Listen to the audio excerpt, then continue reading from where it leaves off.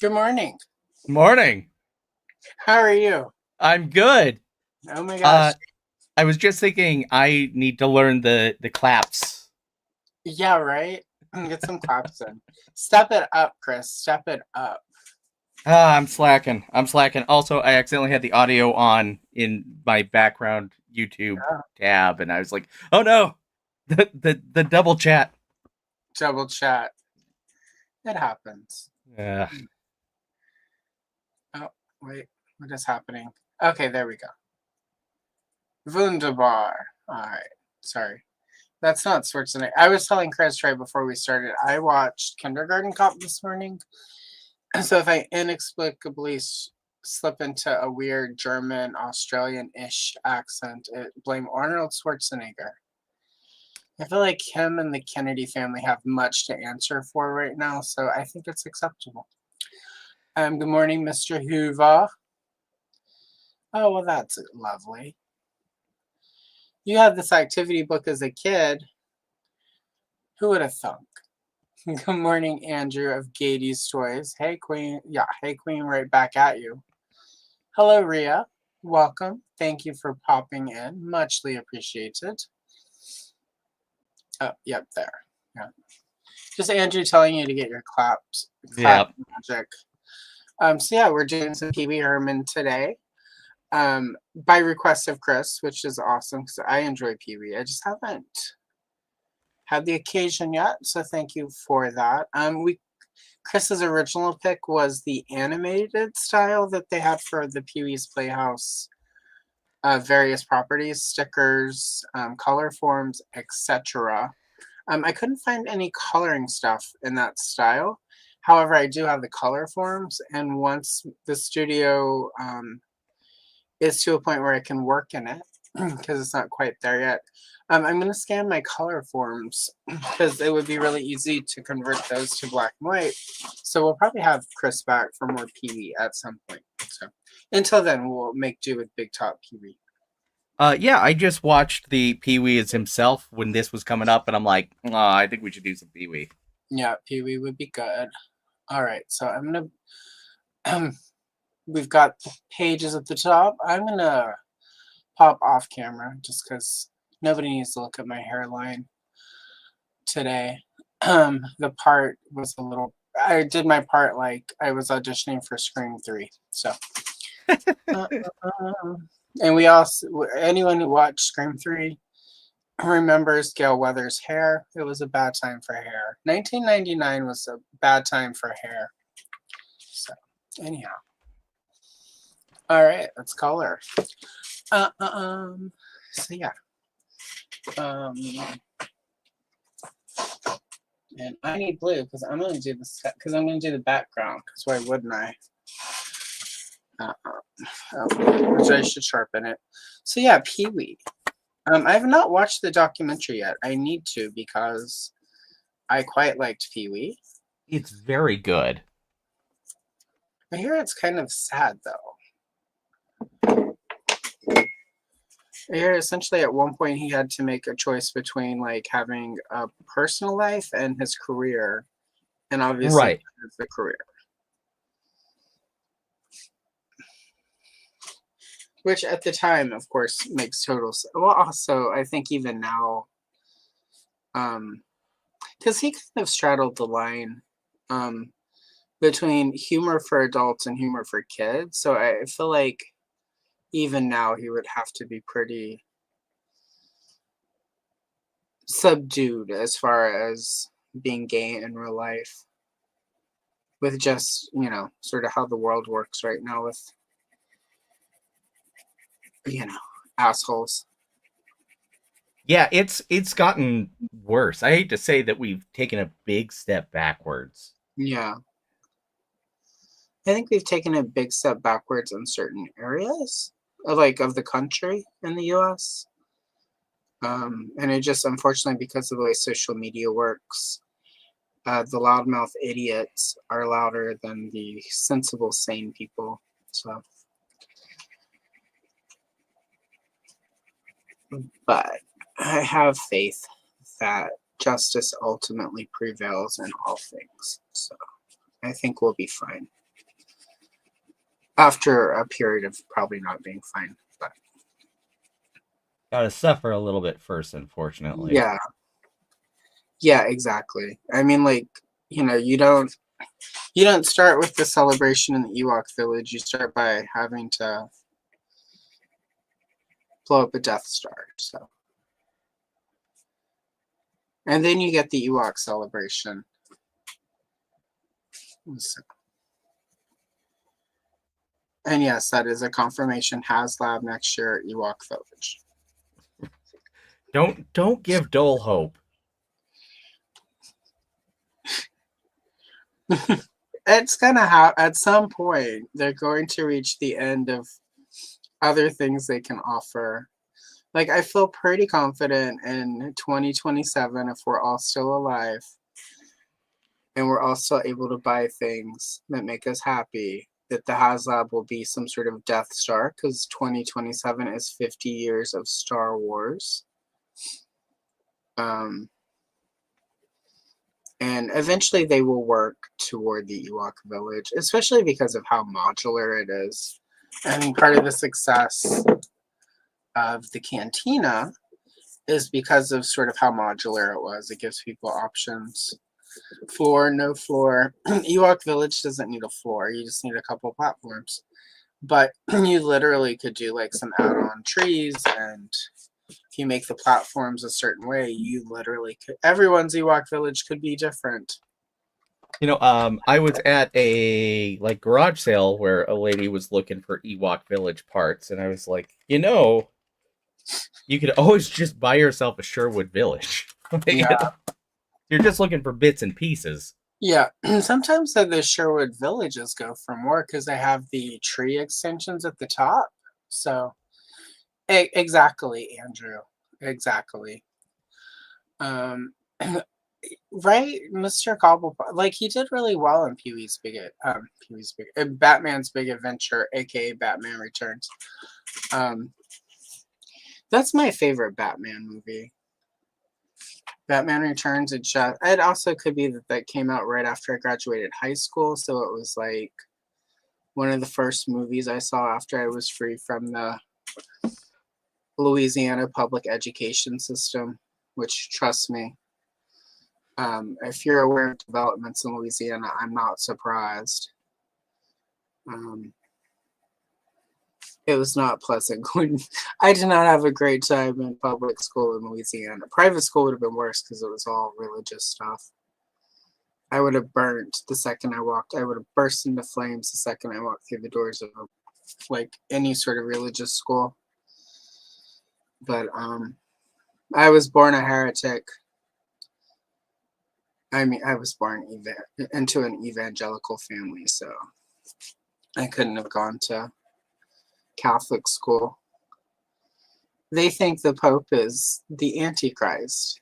So, yeah, right? Yeah.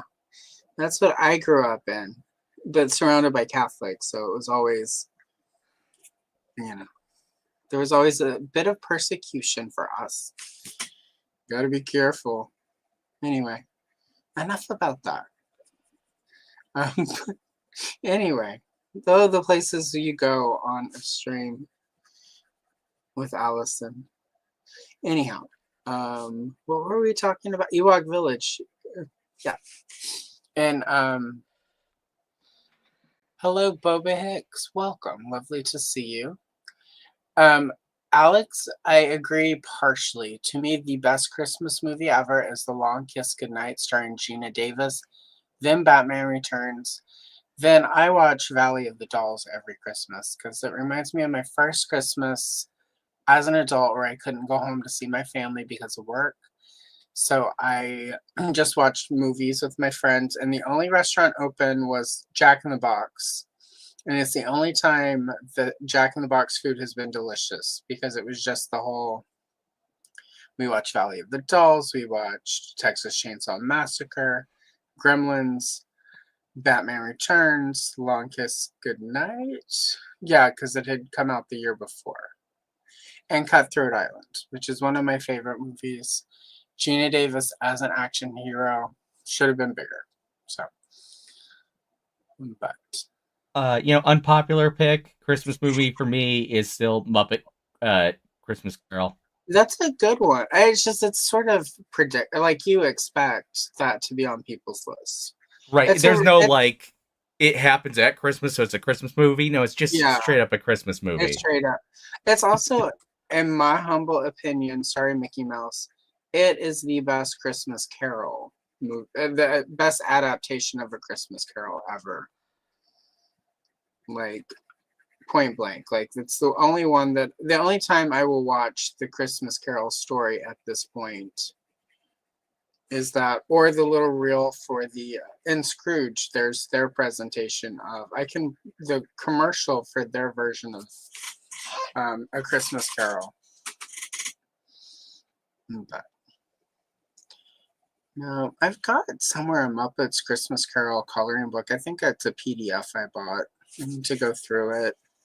There will not be any Muppet Christmas content this year for Christmas, just because as we've done home repair and whatnot, I pretty tightly plotted out all of my content for 2025, other than live streams. But 2026, there's going to be some Muppet Christmas content, so you guys stick around.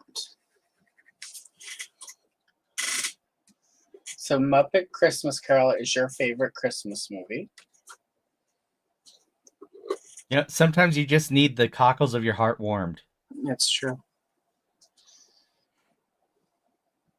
Also, it helps that Michael Caine took that role far too seriously than anyone should have. I've never seen Michael Caine take any role not serious, even Jaws the Revenge.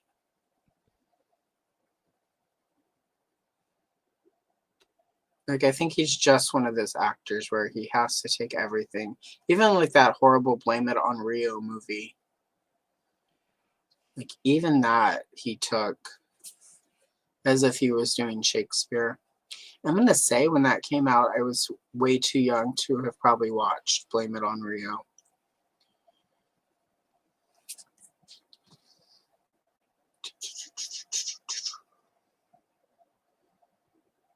But, it was the 80s, I guess.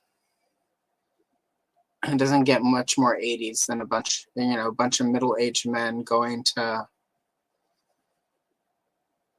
Rio with their teenage daughters and one of the middle-aged men hooking up with his friend's daughter. Yeah. Okay. That really just clicked for me. Okay. Gotta blame it on Rio. Yeah, don't blame it on Rio. How old were they supposed to? I know Demi Moore was Michael Caine's daughter. And the other one was Michelle Johnson, who later went on to be in Waxworks. And what else did she do? Like she did another movie. I know she was in all those. She was in the first of the Meredith Baxter Birney, Betty Broderick cinematic universe movies. As like the other woman who gets killed. That was a crazy time where like we've got Meredith Baxter Birney as Betty. If anyone has never heard the true crime story of Betty Broderick, Google it. And then Google Meredith Baxter Birney as Betty Broderick, because Meredith Baxter really got it was better than her turn in Kate's Secret. Kate's Secret is also free on YouTube. I recommend watching it. There's a scene in it where she eats cake. And I'm gonna tell you, as like I was probably 11 or 12 and I was struggling with the first of my eating disorders. I've never been seen as much as I felt seen by Meredith Baxter Birney in Kate's Secret. When it came to that cake scene, I'm like, finally somebody gets me. So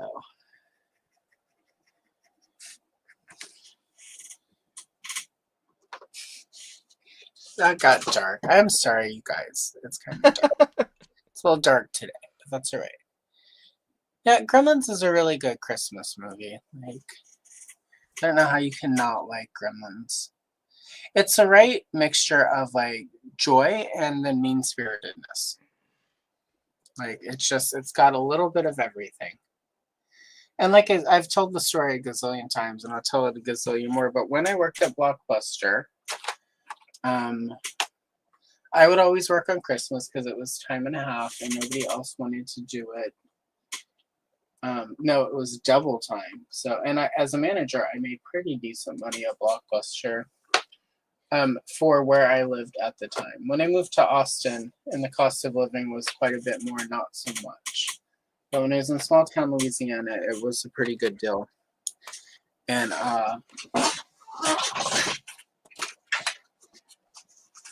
and of course, Blockbuster is one of those companies that relied quite a bit on high school kids in their first job and college students just trying to, like trying to pay tuition or whatever. So we had a lot of younger people.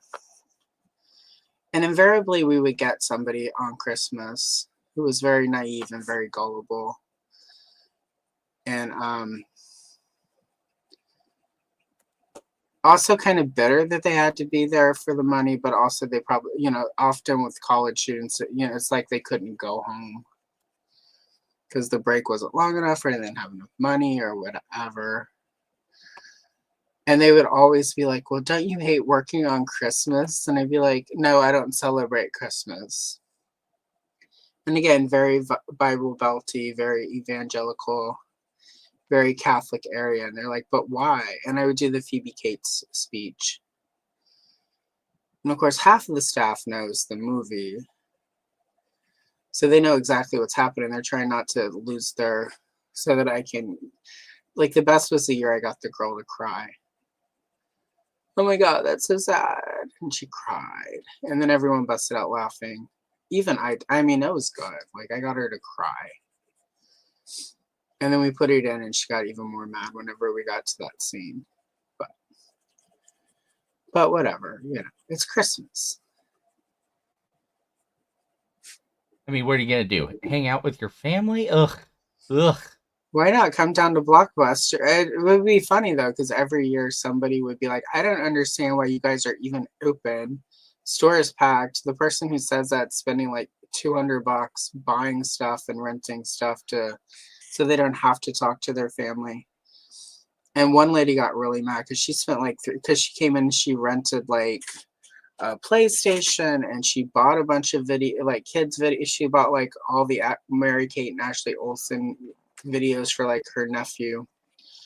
That's a conversation for another time. But that nephew would come in with his mom, and he really I wonder where she is now. But really loved the Olsen twins and like rented a bunch of games, for the teenagers and bought a bunch of movies just so that nobody actually had to hang out with each other and the kids would stay out of the way. And she was like, I just can't believe how, like, it sucks. Why are you guys open? I'm like, because people like you come in and spend like $300 today. Oh my God, she got so mad at me. It's like, what was I supposed to say? We're here for the love of it. I'm here because we love you. Love of the game. We're only here because we just love renting movies to people so much. This is Christmas for us. This is how we give back. It's like, nah, girl, I'm getting paid really good money. And people like you make it necessary to pay really good money so that people will actually show up for a Christmas shift. Because if someone's going to quit a job, it's because they have to work on Christmas. So you have to incentivize it so that people make enough money that they want to show up and get that double time. And it was time and a half at corporate stores. We were a franchise, so we did double time. And I'm going to tell you, double time was much better than time and a half. We were open half hours. We opened at noon, and we're only open till 6. Fa la la la la. So there was that. I like Gremlins 2. I don't like it as much as Gremlins 1.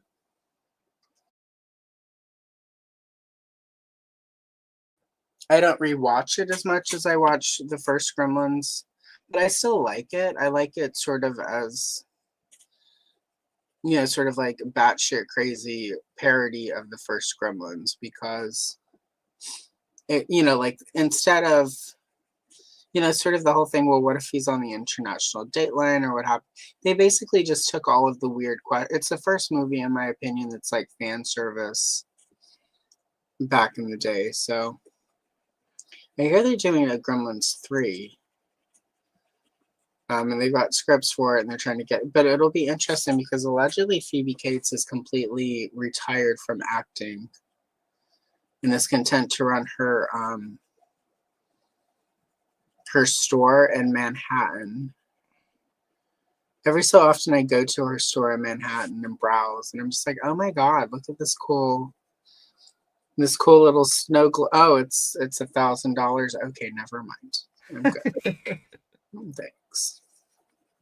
When she does have art supplies. She has a bunch of the Quran Dash art supplies there, and I buy Quran Dash through Amazon or Blick. But at Phoebe Cates' store, they're about 30% more expensive than even Blick, and I'm just like, okay, but it is Manhattan, so.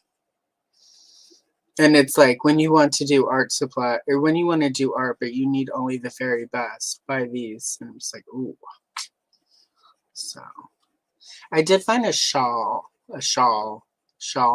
I don't know how you say that without sounding Southern. I found a shawl on there, and with that, and the shawl was like $25 plus shipping. I almost bought it just so I could say I bought something from Phoebe Cates' store, but then I didn't because I'm like, where am I going to wear a shawl? It's just going to end up in the closet with all the scarves that I don't wear. I've got like 2 scarves that I love, and then like 30 scarves that I've bought. Like, this is cute. This is really cute. I really like this one. And then I never wear any of them. Some of them are because they're really nice, and like if they get actual snow or body sweat on them, because they're actually keeping you warm, it would then ruin the scarf. So, and they're more display scarves, I guess. So Show scarves. yeah, right. Yeah, like show ponies but scarves. Hello, CJ. Welcome. See, okay, when I go through my scarf and shawl collection, because I do have a few shawls people have given to me, I will find you on the social medias, CJ, and send pictures. And if any of them strike your fancy, we'll figure out how to get them to you, because that's sort of going to be the big project later this year, is to like actually go through, because I just basically the move happened so quickly that I just threw everything into boxes. And as I've been going through boxes, I'm like, I probably don't need my 1996 Hot Topic black and white checkerboard skirt. Probably don't need that. I probably can't even fit into it, 1. But 2, I probably, like, it's just, no. And it's the one I had to, like, stitch back together with safety pins, because I may have ripped it open dancing to Republica one night. Anyway, it's a story for another time, children. But I was, in fact, ready to go. So, from the rooftop, shout it out. I mean, the kids were crying, dying to know, and you answered. You delivered. I delivered. Yeah, I did. That's your mission today, guys. Your music video recommendation of the day, Republica, ready to go. If you remember, you remember, but if you don't, you don't. And just know that me and my checkerboard skirt from Hot Topic in like 1997, 98-ish, height of, well, I wasn't a teen. I was the height of 20-something Gen X fashion. I had some vinyl airwalks. What I and would wear give for a good pair of Airwalks these days. I would wear it with my silver shimmer shirt. I thought I was cool. Actually, I take that back. I do have a pair of Airwalk ones that I bought that I have not worn more than like I 3 times, just I've got because a I don't want. box somewhere with my Airwalk vinyl shoes. Like I literally everything just went into boxes and came with me. Somewhere I have those. I doubt I can even fit into those anymore. I was at my the pinnacle of my ED where it's like food. I don't need food. Oh my god, people don't need food. I'm gonna take this handful of diet pills and eat 4 Twizzlers and 6 Diet Cokes and a cup of coffee, and I'm gonna have 5 snow caps. And oh my god, I'm so fat. I ate 5 snow caps. Hello, Mint with Card. Welcome. Mint with Card will be back with me sometime in September. We have the date planned. I don't have the calendar in front of me to figure it out. So we're gonna do GoBots. So yeah, I'm on my GoBots kick. September, guys, is the month of GoBots. Write it down. Get excited. Got a bunch of GoBot shorts I filmed last week for September. Every Sunday, you guys are going to be getting GoBots as your short. You're gonna go nuts for GoBots. Right? There we go. I need to start making trailers for the channel, and I'm gonna get you to help. I made a game show intro for my wife's job for her, so I'm Oh there. yeah, we'll do it. We'll make it happen. I am finishing this script for my Power of the Force 30-year anniversary video. I refined a bunch. I've been working on it since the 20-year anniversary because it took a while to get me onto YouTube. And then when we did Power of the Force for Toy Geeks, I just cannibalized my scripts for that. So then afterwards, I'm like, all right, well, let me take the scripts and just clean it up. And instead of doing an overview of the entire Power of the Force toy line, let's just do 1995. So I'll finish that. I have to film stuff. I'm gonna make it look like a real toy tube video where like I get some figure footage, and I've been unboxing all my carded Power of the Force figures, and I've got a bunch of duplicates on crappy cards, so I'm gonna open them so I have like package fresh figures in the video, like for the big like. This is what C-3PO came with. Nothing, but he was vac metal. You kids don't get vac metal anymore. Yeah, vac metal is a lost art. Yeah. Well, the problem is vac metal works kind of well on 5POA because there's not much posability, and like once you start putting like all of the sort of modern articulation on a toy, like it's like with Super 7, everyone was like, they can't, what do you mean you can't do it? It's like, no, Brian Flynn didn't say he couldn't do it. He said you shouldn't do it because as soon as you start posing them, it's going to start flaking because of the way vac metal works. But you know what? Transformers did a whole line, a whole gimmick around vac metal, and it did okay.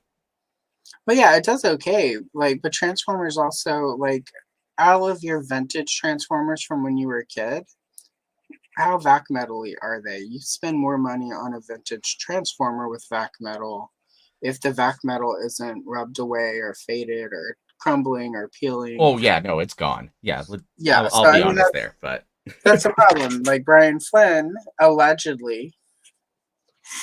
I don't know if this is still the case, but I know at one point their goal was to make toys that, like collectors friendly toys that would last forever. And vac metal is just not one of those things where you can guarantee it lasts forever, especially when people want to take the crappy toy out of the package and pose it and stuff, because that's when the vac metal starts having vac metal issues. So, But whatever. People got their vac metal Silverhawks, took them out of the package, started posing them. They started flaking, and they got mad at Brian Flynn. Like, you guys, there's a lot of things we can be mad at Brian Flynn for. But him telling you what would happen, you insisting you needed it, him giving it to you, and then it happening, probably not one of the times where Brian Flynn is the bad guy. Hello, Kenzo. Welcome. Oh, thank you, CJ. Yeah, the nice thing about this Pee-wee book that I did find is that the art is really nice. So, really good to work with. I had this movie as a kid on VHS. We owned it. All I wanted was a pickle. Oh my god. I loved Pee-wee's Big Adventure. That was my favorite movie for like a portion of 1986 and 87. I did not enjoy Big Top Pee-wee as much. I liked it, but it wasn't the one that it didn't hit with me. Big Top Pee-wee was a lot more linear and a lot more grounded in its storytelling than Pee-wee's Big Adventure. Well, and Pee-wee was horny in this movie. Yeah, not that I would have been 87, I would have been 13, so it was kind of the year horniness starts happening as a child. It's when puberty begins. That was the year that my wall was filled with Johnny Depp posters. Johnny Depp, Debbie Gibson, and She-Ra. That tells you what 1987 was like in my world. Johnny Depp, and then some Friday the 13th posters. So it all makes sense when I explain 1987. Johnny Depp, Debbie Gibson, Friday the 13th, and She-Ra. But yeah, for me, Pee-wee again, and this probably almost feeds into part of why he had to make some of the decisions he did. But Pee-wee himself works when there's not, like in Pee-wee's Big Adventure, there's a little bit of the weird horniness, but it's always directed toward Pee-wee. It's not Pee-wee himself. And he's kind of oblivious to like Dottie until he's not. And then it's really clear he just doesn't want to deal with Dottie until he does. But but when Pee-wee is sort of the horny one, it doesn't work for me because it feels weird for the character to care about that stuff. So that's my take. And that doesn't mean that horny Pee-wee is not valid. And if you like the horny Pee-wee, you're valid. It's just, for me, the preference was always Pee-wee being oblivious to that sort of thing, but nobody else being oblivious to it. And for me, there's a nice comedy there. And again, that's my preference. And I still celebrate Large Marge twice a year on her birthday and on the anniversary of 10 years ago, on a night just like tonight, on the same stretch of road, there was a sound like a garbage truck dropped off the Empire State Building.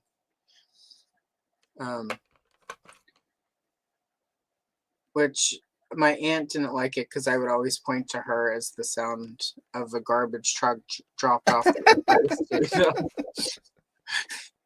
She was like, are you trying to call? She also had an eating disorder, so it was extra mean when I would compare her to a garbage truck.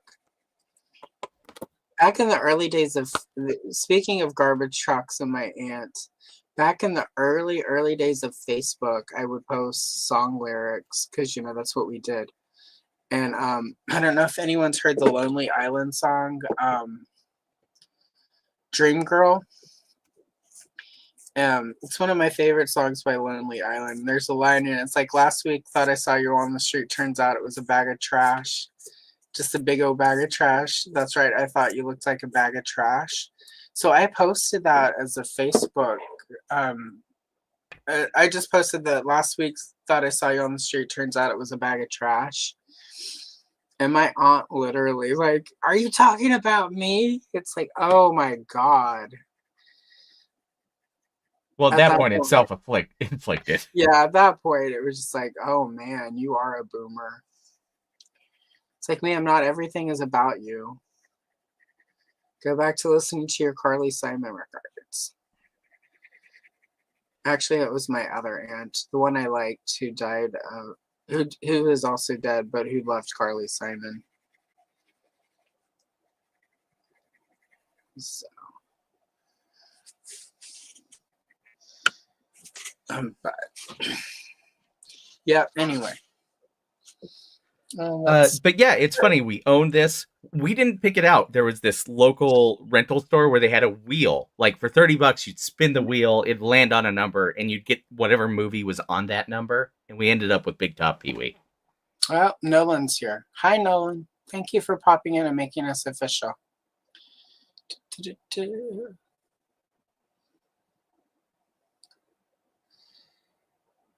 Yeah,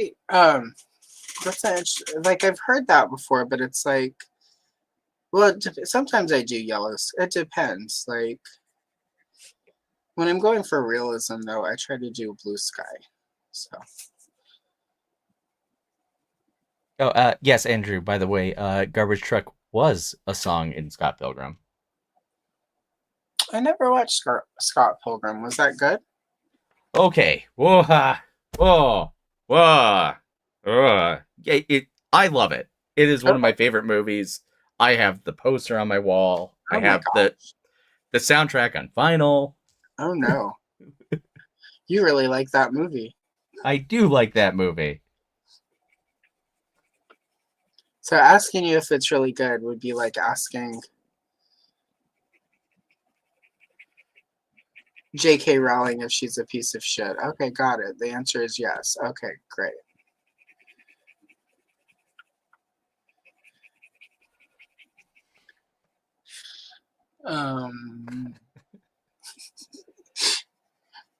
So anyway, what is the Scott Pilgrim? What's it about? Well, it's about Scott Pilgrim, who is a 20-something living in Toronto. Okay. And, or is it? No, it is Toronto. And he is dating a high schooler. Okay. Which is not the best thing in the world. But then he meets another woman. And to date her, he must fight her 7 evil exes. Okay. Fair. Were they named Carl? There were no Carls.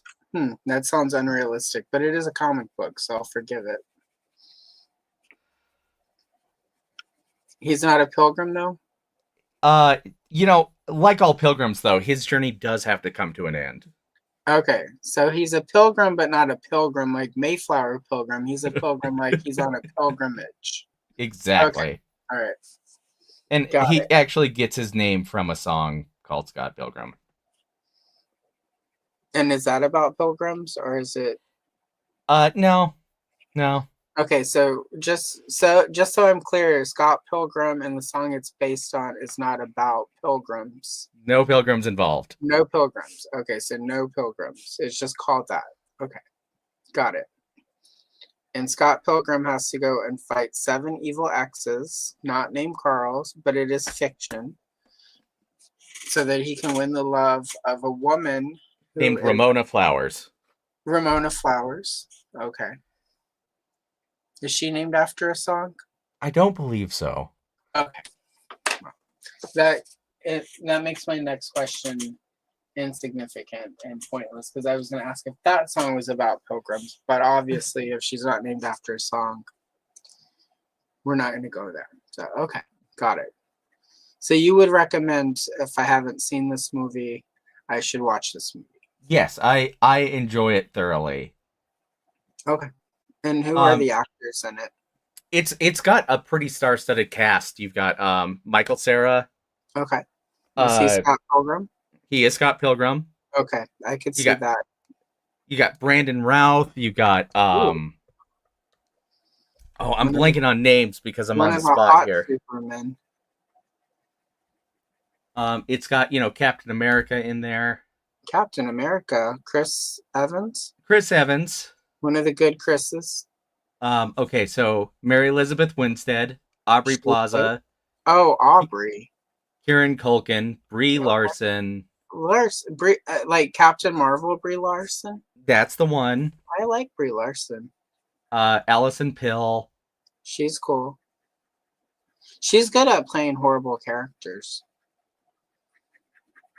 Allison Pill. I mean, like, I like these people. How come I never? And it's like a comic book movie. Yes. How have I never? I've heard of it, but I've never seen it.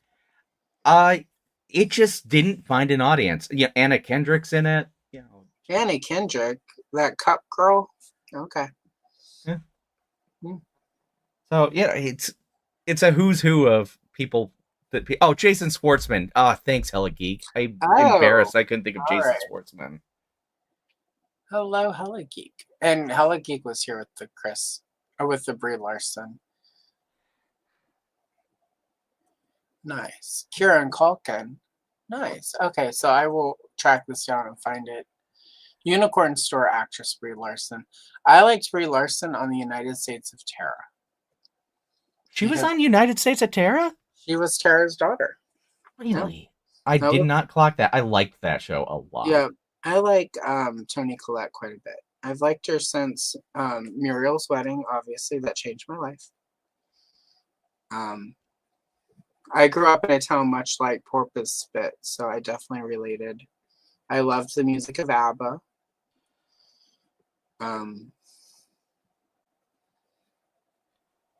Yeah, so you're all terrible, Muriel. I tend to like. There's a couple really good Australian. It's hard to necessarily call them comedies because they're not quite what we think of in the U.S. as like Muriel's Wedding is a comedy, but it's quite dramatic, and the same with like Priscilla, Queen of the Desert, R.I.P. Terrence Stamp. But I like that blend that a lot of Australian comedies of the time had, where it was like super serious, super intense, and then funny. Like it was, for me, it's a really nice blend of, like, oh my God, that's terrible and tragic and sad. Now let's laugh. So, and plus my friend Muriel, like I like being able to say, "You're terrible, Muriel." So, but yeah. So. But yeah, I'm pretty sure it's on Netflix. Hello, Rowdy. Riles, welcome. Lovely to see you today. Speaking of, when Rowdy was here, we did Spider-Man. I don't think I sent you. I'll send you pictures, Chris. But I recently picked up a PDF of a like 1979, 1980 Spider-Man coloring book. And in it, the villains are Italian. And they have a henchman, and he's a bigger stature guy. And he's kind of got bug eyes. Oh no. And he's sort of a henchman, right? And he's villainous, and he's Italian, and he's fat, basically, right? His name is Fazia. I will send you pictures because I'm like, wow, this is a very. And then they called him by name, and I'm like, after I picked myself off of the floor from laughing so hard, I lost at least one of my 9 lives.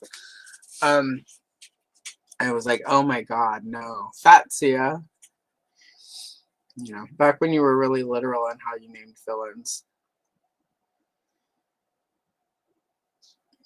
If I had been a comic book villain in that phase, they would have called me Cuntia.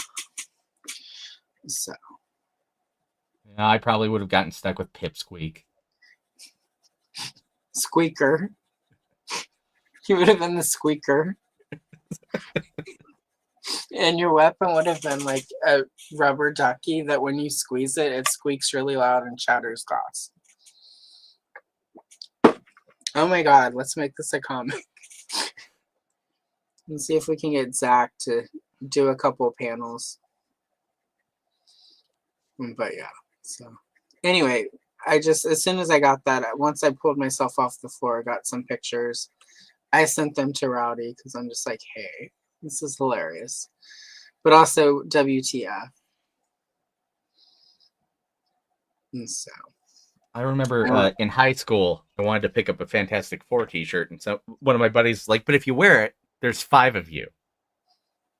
And so I joked that I know. was the 5th member, the Human Target, and that it's just always someone different, and it's a like bullet hole riddled shirt. Right?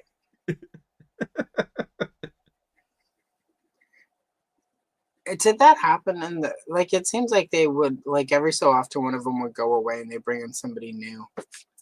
Crystal. I think like She-Hulk replaced the Thing for a time.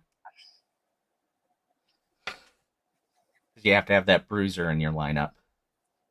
You have to have somebody that can just punch somebody and make them cry.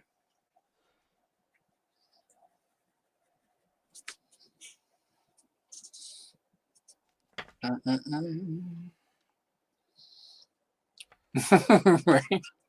I have not seen that. How is that, Holly Geek? I'm a fan of the original Naked Gun movies, and I wasn't one of this. There were some people like, oh, how could you? It's like Naked Gun is one of those things where it's like you totally can remake it. I also, of course, there were the people like they can't make it now. It would be too politically incorrect. And it's like if you think the original Naked Guns were politically incorrect, you're misunderstanding. They were a particular type of like satire that like it wasn't necessary. It was about the like over, like the Naked Gun didn't punch down, and that's the problem. Is usually when people are like, "Oh, comedy," it's like no, it just means we don't punch down anymore. And somebody was like, "There's a joke about OJ," and I'm like, "Great, let's laugh about OJ because he doesn't deserve anything but ridicule." And if we do it too close to Crystal Lake on Friday the 13th, and we have anything to drink or drugs or have premarital sex and joke about OJ, he will rise up from the lake to kill again.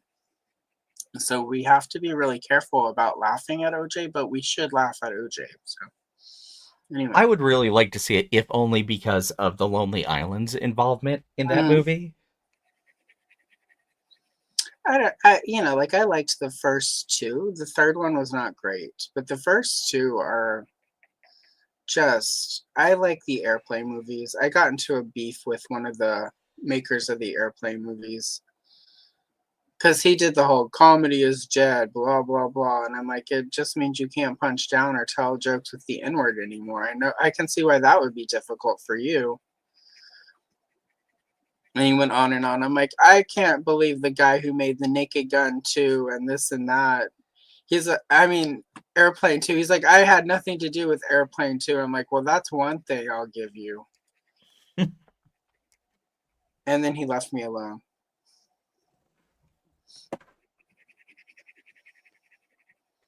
Because I think I also said, well, I'll give that to you and stop calling me Shirley. And then I think he realized, like, oh, I'm beefing with one of my fans. I'm just being a dick. So, anyway.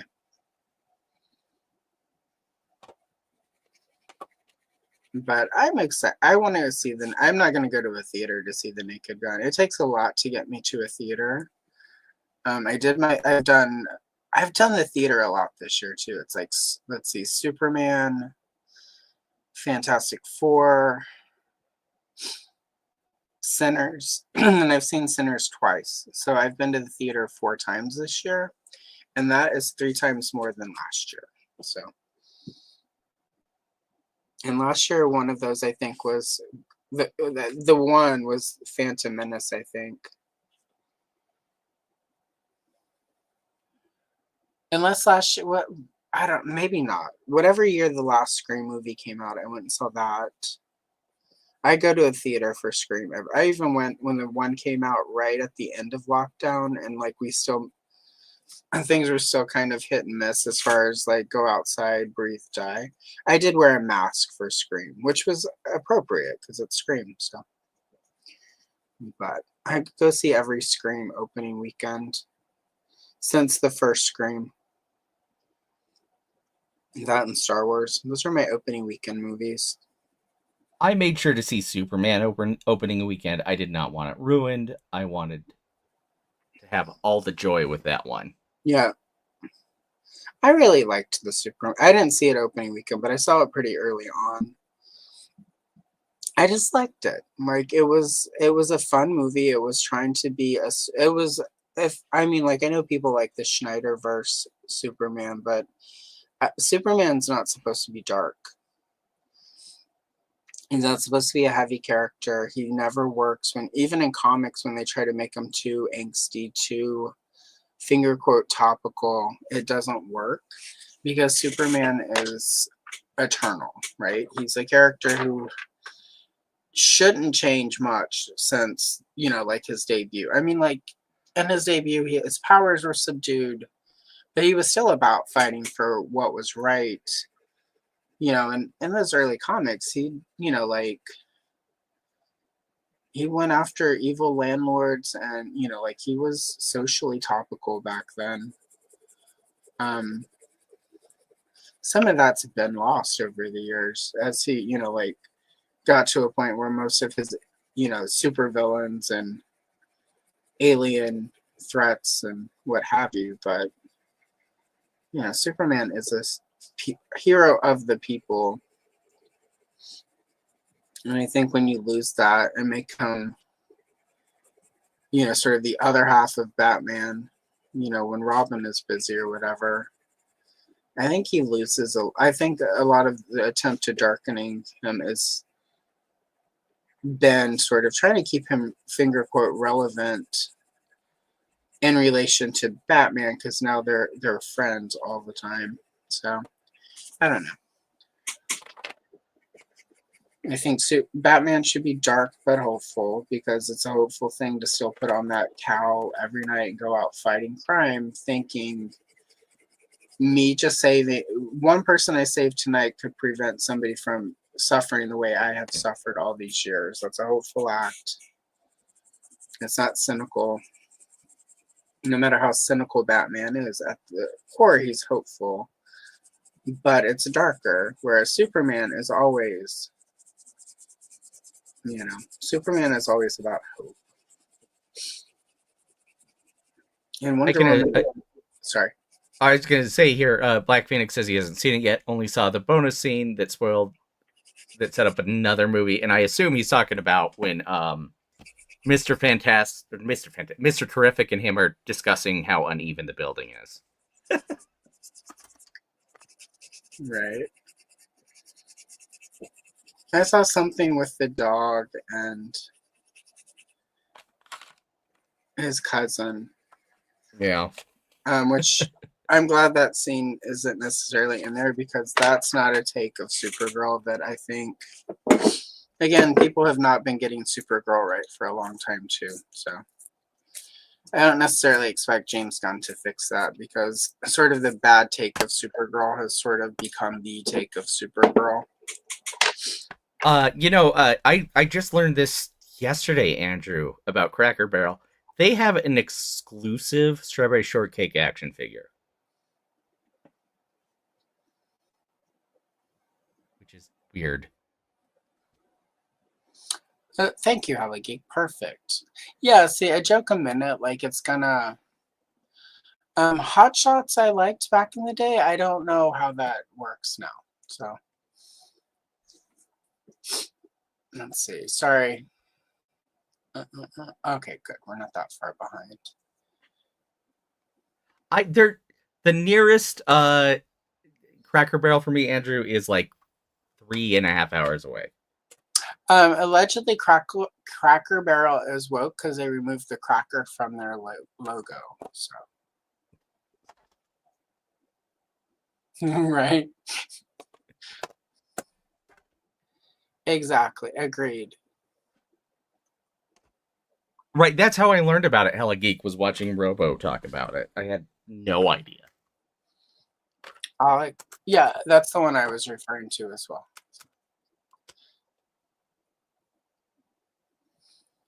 CJ might have a lead, so we'll figure it out. Cracker Barrel. My mom used to buy me little tea sets from the gift shop at Cracker Barrel. I've only eaten there once, and like their food was fine. Um, no offense, my mac and cheese is better. So if you Oh, like Cracker Barrel mac and cheese and they're not too woke for you because they removed the cracker and the barrel from the logo, just hit me up. I'm happy to send you my mac and cheese recipe. Although my mac and cheese recipe is pretty woke because it was taught to me by a black person. So I don't know, if Cracker Barrel is too woke. My recipe might be too woke, but I'm still happy to share it with you. You will have to use some seasoning though. That isn't mayonnaise. So.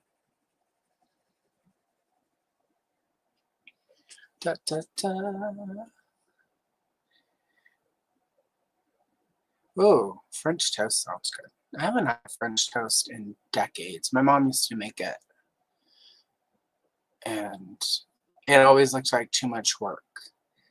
Is Cracker Barrel any relation to Crate and Barrel? I bet they're cousins. Yeah, probably. They're probably related somehow. But their biscuits and gravy is okay, but it's not anything you can't make with frozen biscuits and a packet of gravy mix, the white kind. So the one time I ate there, I just wasn't impressed. I will say I'm impressed anytime I go eat somewhere and I'm not the one cooking it, if the price is affordable. If you ever make food that's so overpriced that I say I could have made this myself, you have messed up because I love cooking, but I hate cooking also. Like I like cooking because it tastes better when you make it yourself and you're on point. But I hate the time suck. I always feel like I could have done so much better with my time. I could be reading a book, I could be coloring, I could be editing a video, I could be, like doing research online. I could be crank calling one of the Carls to remind them they ain't shit and they'll never be. There's things like I've got a very busy life. be doing things.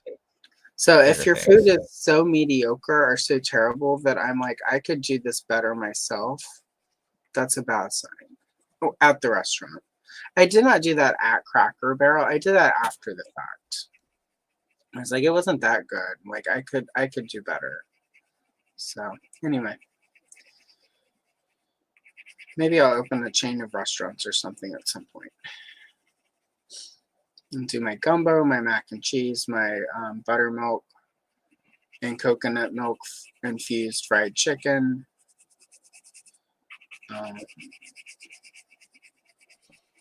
What else? I'll do my stew.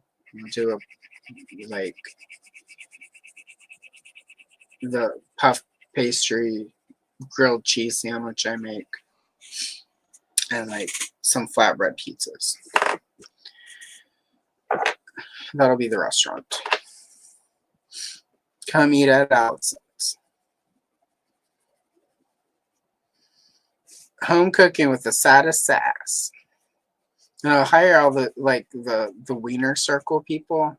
I'll hire people like that to insult you as you eat.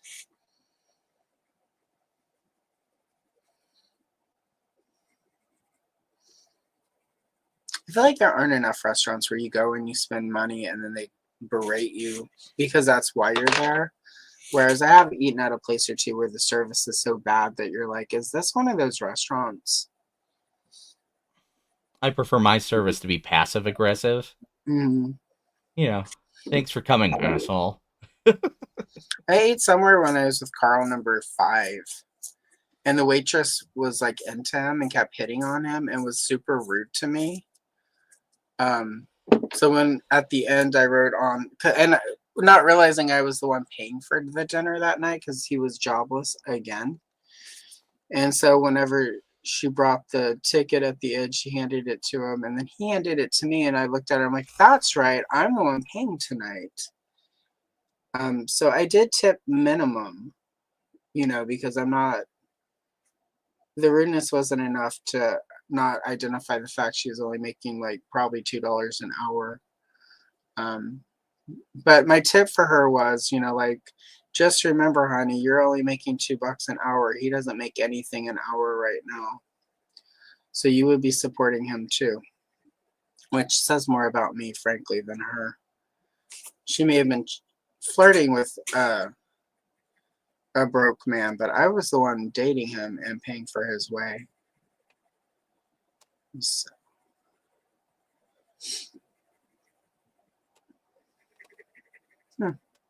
It's been a long time since I've called him to remind him he's not shit. I should do that. I should be like, I talked about you on the internet today. And I mean, I know he's home, so.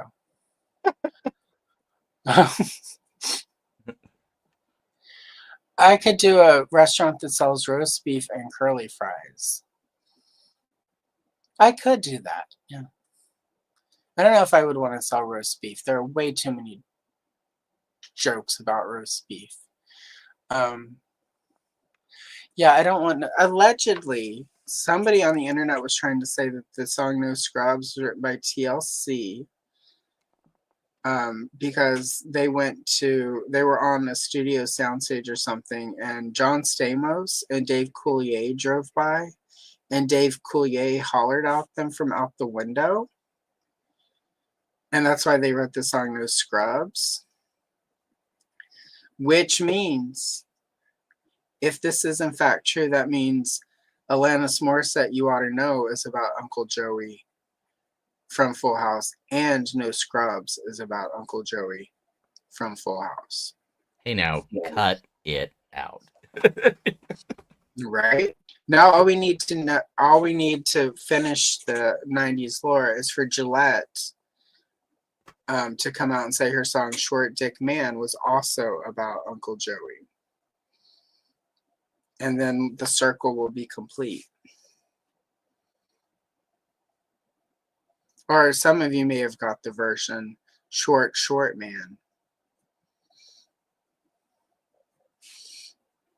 But either way, that's all we can say. I don't want to get copyright struck.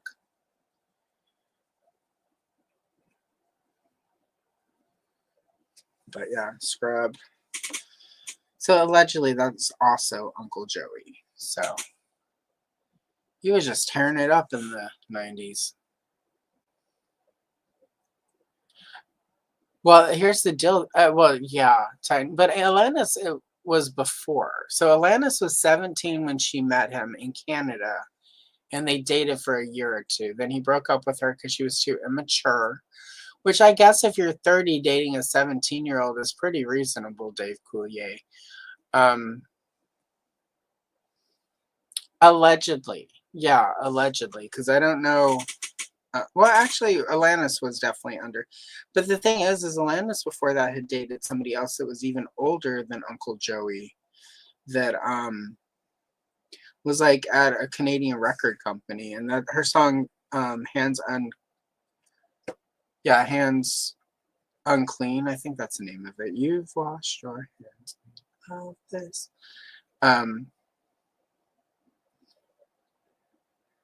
Under Rug Swept was the album, but this, and the line was in the song, but like that's not the name of the song. I think it's just Hands Clean, whatever. Song rocks my world because I could relate. You hit a certain age, and certain types of men who are of age and can buy you alcohol will start chasing you. And you're like, I'm 14. Like, it's cool to have booze when I want booze. I'm the cool kid at the party. I can hook everyone up. So that when Tiffany's parents' liquor cabinet is empty, we can get refills. But you look back at that as when you're older, and you're like, "Ooh, that was a mess." And for the record, none of mine were Uncle Joey from Full House. So at least all of mine were attractive.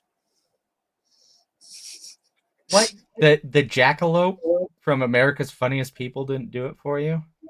No. Nope. No.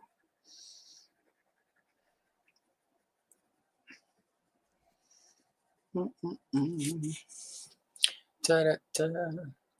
Yeah, right? Again, I'm just gonna, like, this one blew my mind whenever, because this one I watched happen in real time. I watched the guy from um that 70s show, Vilmer Valderrama, or whatever his name is. Creepy old dude. And I thought at the time, like, this is weird and creepy. Why is this happening?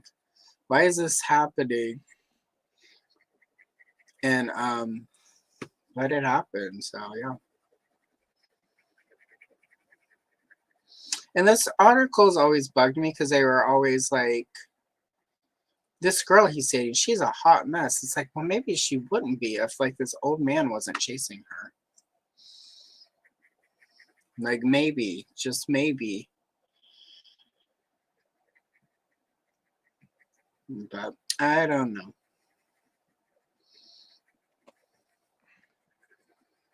I mean, one of my friends in high school, like when she was 16, met her current, he's still her husband. And he was like 40 and we were like 15 and 16 and they're still together. So he's like 70 now. Like he's older than my dad. Because I remember when my dad turned 40 and it was after I graduated high school. So like she was, when we were kids, we were children. Because despite what I thought at 14 and 15, you are a child still. It took me until I was 30 to realize I was pretty much a child until like 27. But like she's still with them and it's just like her life is so boring. It's like she's got grandkids and dogs and this old man that's like not in a nursing home but probably I mean, like, does she have to change his diaper? Like, I don't know. I cannot even. Yeah. What do I exactly? What do I know, Kenzo? I'm just some bitch. I don't know. I guess she's happy. I don't. I hope the insurance money is good. The You know, longest con. right? The longest con. Like we were 15. She's like, I know how I mean, she's never had to work. He did support her the whole time. She's been a stay-at-home mom with their like 30 kids. No, they only had like 4 kids, but still, like, I don't, like at least one of their grandbabies lives with them because the South, and I don't know, like again, this is judgmental. I could be.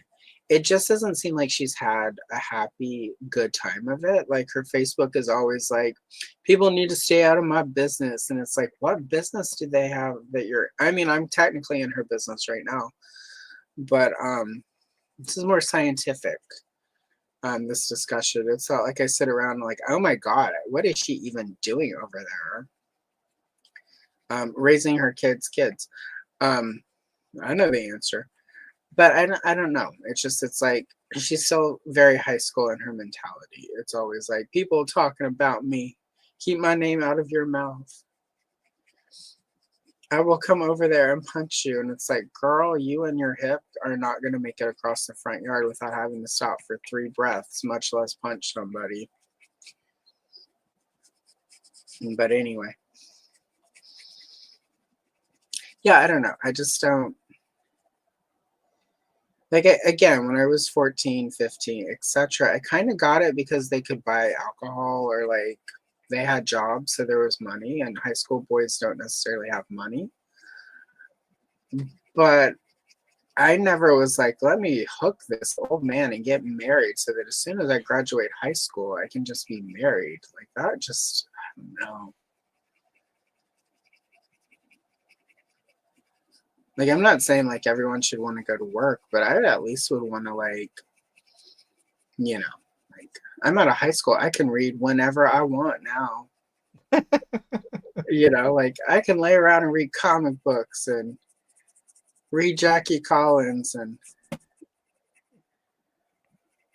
rewatch movies. Like, I don't, like, I just, yeah. Maybe it's just because I'm very immature. Because I didn't see like high school ending is like, all right, we're adults now. Let me go to college and get a great job. I was like, I can read whatever I want. I mean, this is why college was not the best experience because my literature teacher was like, I need you to read these 70 books before the end of the term. I'm like, these are boring. Oh my God, no, not Canterbury Tales. Anything but Canterbury. I hate the Canterbury Tales. I'm sorry, classic literature people, but Chaucer is overrated. And there was only one Bronte sister on the list. And it's like, I've already read Jane Eyre. Can't we read Wuthering Heights? That one's at least drama. But he was such a fun character in A Knight's Tale. She expected me to read Catcher in the Rye? Like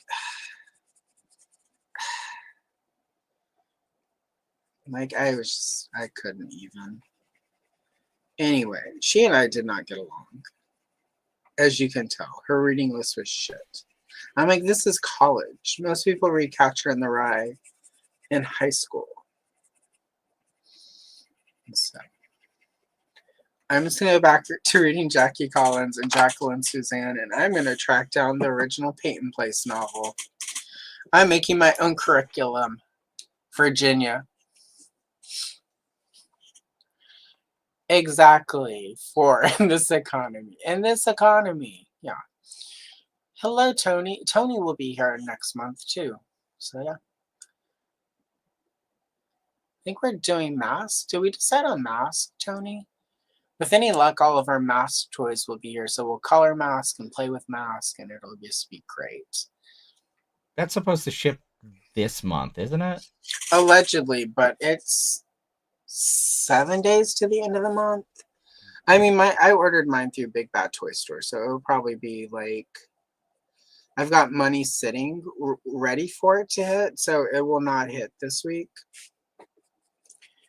You know, it won't hit when it's supposed to because I'm prepared for it. What'll happen is like, I'll go and look and it'll suddenly say like shipping in December, and I'll be like, oh, okay. And it'll be like, psych, here it is. Yeah, right. Here it is on like a random Tuesday in May. I know I've got quite a little pile of loot going, and I really want to ship it, but I have like 6 pre-orders that are supposed to happen this month. I was doing that for a while, and then I started getting even though I haven't opened anything. Like for the last year, I barely have opened anything since the moving process started. In like 2 weeks, I'm gonna have stacks of stuff to open. So I think I'm just gonna do unboxing videos. I don't normally do those, but it's like I've got so much that it seems stupid not to watch me unbox a year's worth of toys. Yeah, my depression piles are getting out of hand, so I really need to do that. It's not even that. It's just like I haven't had anywhere to really put stuff because, you know, but now that the shelves are up and the cases are up, and I have to, it's weird because, like, you know, I have all of my display areas set up now. And once I start doing the displays, I'm going to run into this thing where it's like I don't have any more room, and there's no more, like for years I've had the mythical when I buy a house, when we have a bigger place, like this is the place for the next 20 to 30 years. And so yeah. I mean, I get it. I'm in my coffin. Yeah, I'm going to die here. Yeah. Well, I mean, I did tell Matt, it's like if you die and it's just me and the cats in this house, you know, like I might sell everything and then move, but selling everything is different. Like, sell all my stuff, sell the house, buy something just for me and the cats. Go there, wait for it to end, so that I'm there sitting on a patio watching the waves roll in. When death comes in, and I'm like, finally, Carl number 8, we meet again. And then we both tumble into the ocean. Roll credits.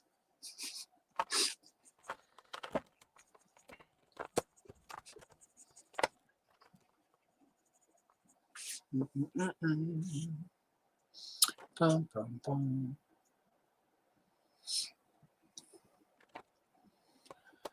Like, if you enjoy it, I'm happy for you. I just found them so. It's really hard, Andrew. The only things I've opened so little, like I opened my Chris Star because he was too cool not to. I opened Frosta, Catra, Shirella, and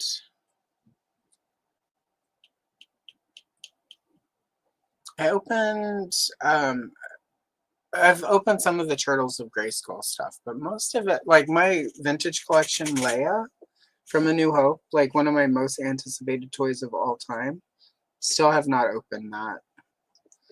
I mean, that's because I want, sort of the proper Leia shelf set up when I open that one. I'm going to be able to open her, check her out, be completely excited and enamored by her, and then put her right in her perfect, like, display area with the other Leias. And I haven't opened my cartoon collection She-Ra yet for the same reason. Like, I want the She-Ra shelf set up. And the only reason I opened Frosta and Catra and Shirella were because I wanted to look at the parts and check the swappability of them. And I just needed to open something. Like, it had been too long. But it does mean once the, like, I haven't even opened my gem yet. Because, again, it's like that's a lot of stuff to track. All the little parts and pieces. The only things I've opened were the little mini brand balls I picked up. And those are delightful. I'm going to say everyone who has not been talking about the mini brands, miniature things, if you're not getting those, just give yourself a ball. Go and get some balls, guys. Go to the store and get a couple of mini brand. Get some balls and What are you open doing them. with your life? Get some balls. Get some balls. And when you open them, you're going to have those balls in your hand and you're going to be like, these are cool. You're going to be like, finally, I got a pair. I got a Because you pair of bought balls. two. You can get them in packs of 2 on Amazon, so you can buy your balls on Amazon. Oh my god, here we are. It's like an hour and 18 minutes. I have not. I know. I look at her regular. I finally took her into the studio and put her in one of the glass cases with a bunch of vintage strawberry shortcake stuff so it would stop bothering me so much. Out of sight, out of mind. I will say I recently opened the Thundercat crossover figures, and they're so good. Yeah, mine. I've got the Big Bad Toys, like, because they sort of showed up in pieces. Like, I've got the Skeletor Mumra. Well, I got 2, so I can display it in both versions, Mumra and the Skella Mumra. But my Chitara, Lion-O, and Battle Cat man just showed up last week. So I had those. I had the Masterverse Tila, who is rolling her eyes at me, and that's fine. I roll my eyes all the time. Finally, an action figure for us. Representation counts, guys. And then vintage collection Luke from A New Hope, which I didn't pick up at first for whatever stupid reason, and then I picked him up and just put him in my pile of loot. So I went ahead and just got them shipped. My rule of thumb now is once 5 things hits the pile of loot, if there's not anything I've got a notice on that's going to be arriving within the next 7 days, then I go ahead and ship, because it's only $4. And because I was like, well, I can't open any of it, I had a bunch of stuff almost hit that 90-day mark. So I'm like, I'm just gonna start shipping whenever they hit. So many figures, so many toys. Well, Well, this is what I will say about the Tila. Um, is I was not impressed with it even before the eye thing. Feel like it is, as far as a new Eternia figure, I feel like it's very lazy. I don't feel like there's any like design to it. And that's sort of fresh. I don't feel like it's taken any of the concepts. Like a new Eternia is supposed to sort of be a new take that draws from, and it's just Tila with the snake armor. It's like Mark Taylor had a couple different illustrations of Tila that they could have drawn from. Like his original B sheet of Tila is pretty different, because that, and then there was the sorceress, and then they mushed the two characters together and gave Tila the snake armor. Like, we've got more interesting unmade Tilas from the Netflix series. Yeah, it's just, I don't know. Just for me, I got it because, again, like I get all of the ladies in Masterverse. I mean, pretty much that's all I get in Masterverse at this point. And like I picked up Jitsu because I thought he was really cool.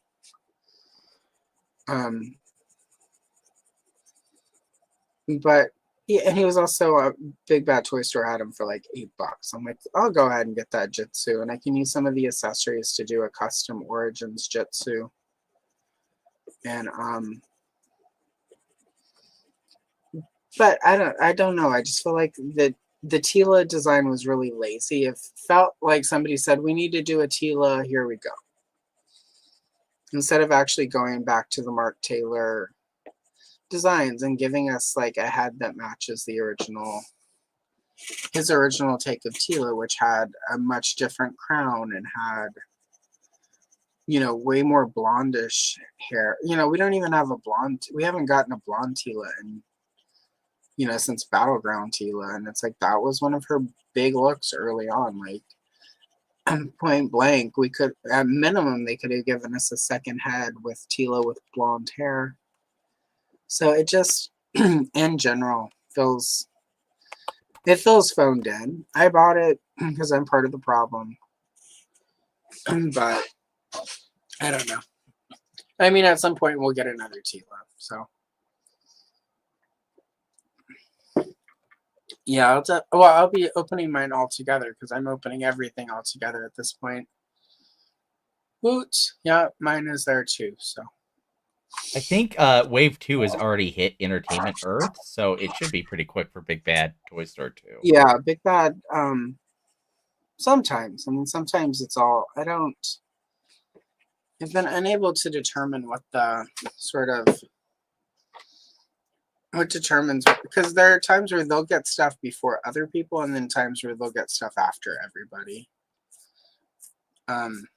Like my Fright Zone is out in the studio waiting to be open. I haven't even opened I made the joke, and somebody did not appreciate it, and that's okay. Somebody who ordered theirs through Mattel Creations and it got delayed. I was like, well, if it's any help, if it's any consolation, I'm not going to get to open mine until probably like yours shows up because, by the time everything is set up and it's time to start I still have to put my Eternia together. So, and I also said it to Derek Coover in a chat, but it was after I told it to somebody else who was really upset about their Fright Zone. I was just trying to make the guy feel better. But then I looked at his profile and I saw his wife, and I'm like, there's nothing that's going to make him feel better. So, like his wife, his kids, I'm like, I can see why he's grumpy. It looks like he doesn't have much joy in his life.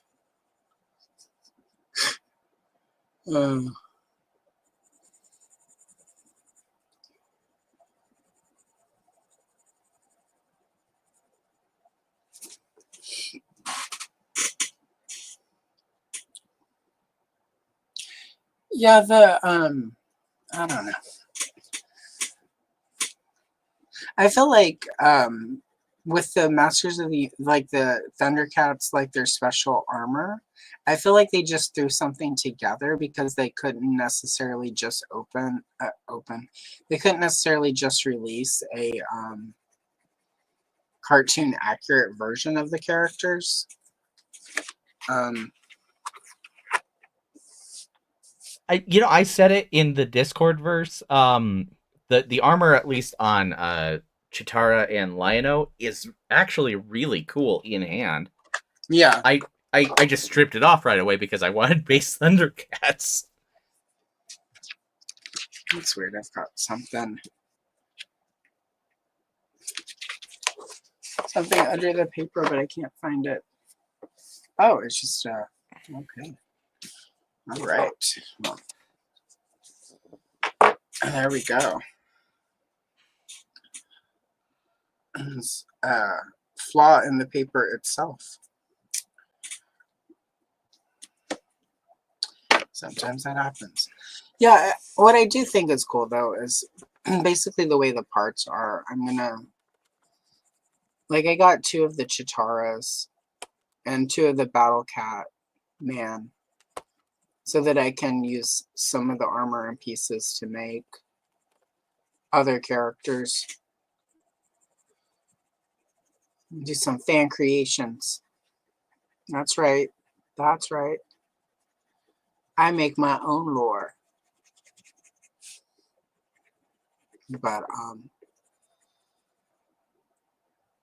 yeah, so I'm not overly impressed with the designs, but I also, again, just feel like because of the way the Super 7, and technically Super 7 still has the license to make Thundercats in 5.5.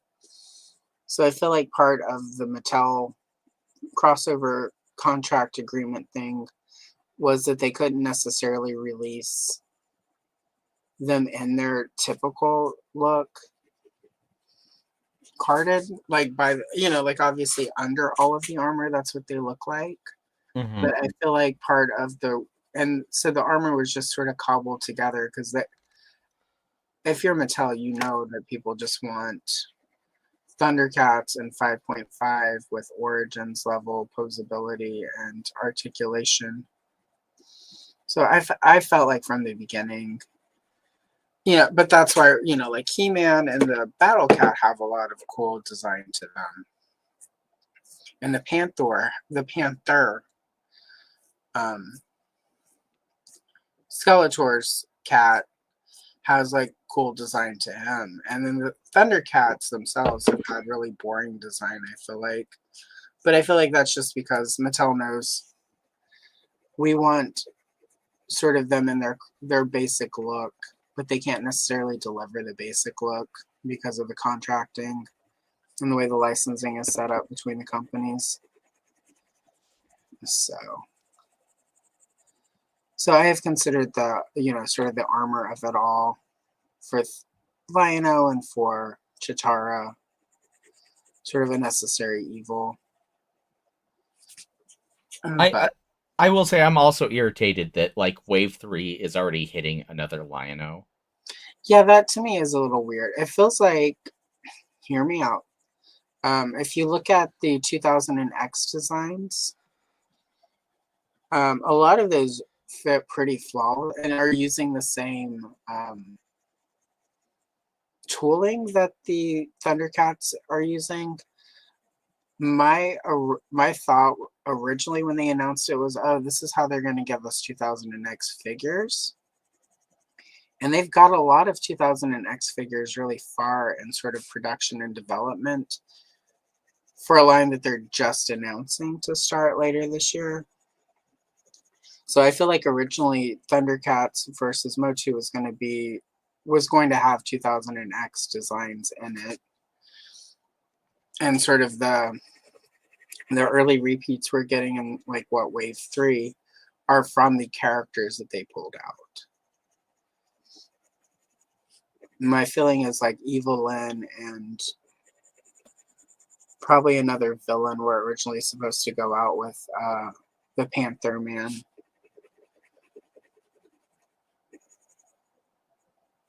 A couple of evil warriors, Skeletor's evil warriors. And the next wave would have had more Thundercats and then like some of the heroes or whatever. So, which, you know, like we need some of the evil mutants in that Thundercats line, guys. Come on, Mattel. I need Monkey and Vulture Man, and we know Slide will have to be a deluxe figure. Well, even like, you know, like where's Wily Kit and Wily Cat, or the new Thundercats, or Snarf. Yeah. Everyone my- loves Snarf. Where's my Snarf Orko 2-pack? That would be really cool.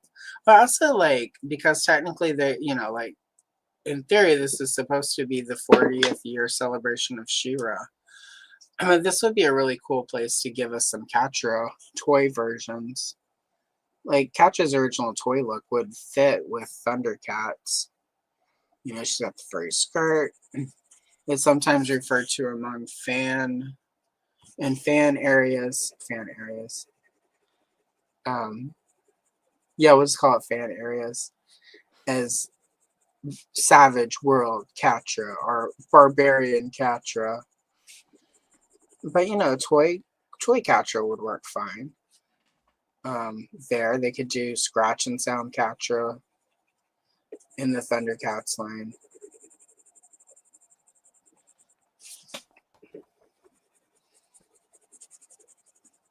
I mean, Catra had giant cat minions in the first mini comic that basically that Panther or the Battle Cat with the different paint app could be one of Catra's cat minions. Which is one of the reasons I have 2 of the Battle Cats. Because I might do that. Because if they're doing 2000X, some of the cat people from the 2000X cartoon will probably end up getting made into figures.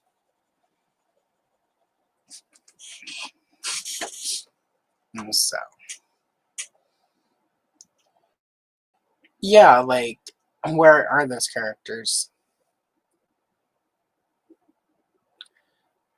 Yeah, definitely take your meds, CJ. Always take your meds. Yeah, that's a good question.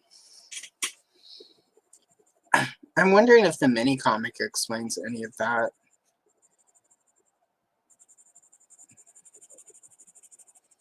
I mean, it seems like it would, but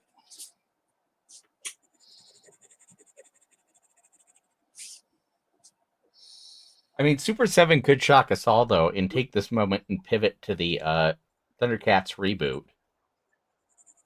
they could. But it also, I wonder if they have the rights to the Thundercat reboot. Because Thundercats is sort of like Motu in that respect, where it's like the different eras of Thundercats sometimes fall under different companies because of the way it was developed. Like Thundercats was originally developed by Leisure Concepts Inc., who also founded Golden Girl and the Guardians of the Gemstones. But they developed it directly for Lorimar and Rankin Bass. Because at the time, Rankin Bass was owned by Lorimar. And now I believe DreamWorks owns all of that. So from a rights point of view, or maybe it's Warner Brothers. Can't remember who bought Lorimar and Rankin Bass. But either way, like the rights for the original series and the original concepts are whoever owns Rankin Bass now. But I don't know if the 2000 era Thundercats is the same. Depending on who I haven't dug into Thundercats quite as much as other lines. Also, I assume at some point Toy Geeks will do Thundercats, and that will be when I save all of my Thundercats geekery. That makes sense. Yeah, it's weird. And doing the research for that show, how I have altered my deep dives. There was one thing I'm not going to talk about because it's already on the list of things to do. Don't want to spoil it, But when Jay was like, here's some of the things we're going to look at doing, I'm like, oh, that. I was just going to deep dive on that. I'll save it. So he did announce that Transformers are what they're doing next. And I'll tell you, I know very little about, like most people on Geek Dad Life and in the audience, I don't know as much. There was a time I was really into Transformers, and I feel like most of it's fallen out of my head. That's funny because we were always more of a GoBot family. But in doing the research, I'm like, wait, my brother had a couple of these Transformers. And so a couple of things I thought were shitty GoBots were just the smaller. I'm like, what a shitty little GoBot this is. Because I basically claimed all of my brother's GoBots at one point and just took them. Because he had lost interest and didn't want them. I probably traded them to him for... At one point we did a trade where it's like a bunch of stuff that I liked that he was bored with. At one point I do know I traded all of my Motu stuff with him, except Tila and Evelyn and the Sorceress. But he got everything else. Snake Mountain.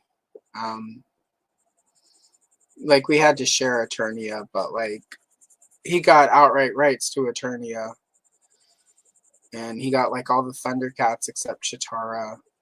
And the little Wily Kit and Wily Cat statues that came with those first wave ones. I can't remember what it might have been. I don't think it was for G.I. Joe because maybe it was. It might have been G.I. Joe and GoBots but no, because he liked the ninjas.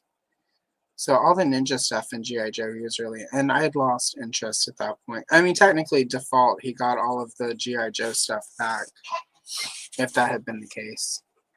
You should call him and see if he remembers that. I doubt he does. Got G.I. Joes in a toy line to be named later in a trade. Yeah, right. 40 years later. No, it's still less than 40 years. Even 87, 86, 87, that the toy trades of the mid-80s happened in our household. But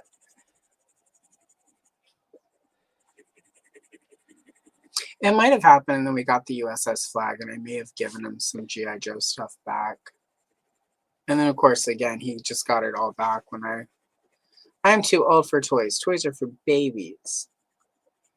I'm into comic books and music and boys now. Boys being Johnny Depp. So.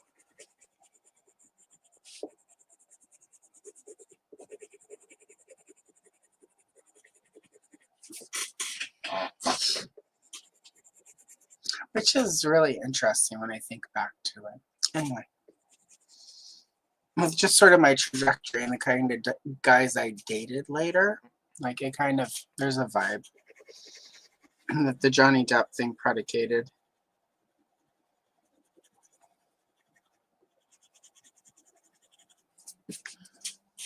There we go. You got a tree. Right. Yeah, anyway, back to the point. There were a couple of the tiny, GoBots that we actually had. I mean, Transformers that we actually had that I just thought were shitty GoBots. Like the little spaceship Cosmos. Oh, I love the spaceship. Well, I used him because my favorite GoBot was Pathfinder and then Space Sea. Sure. And they were girls and they were spaceships. So it sort of tied into the lingering Star Wars-ness. I would sometimes pretend Pathfinder was Princess Leia's ship.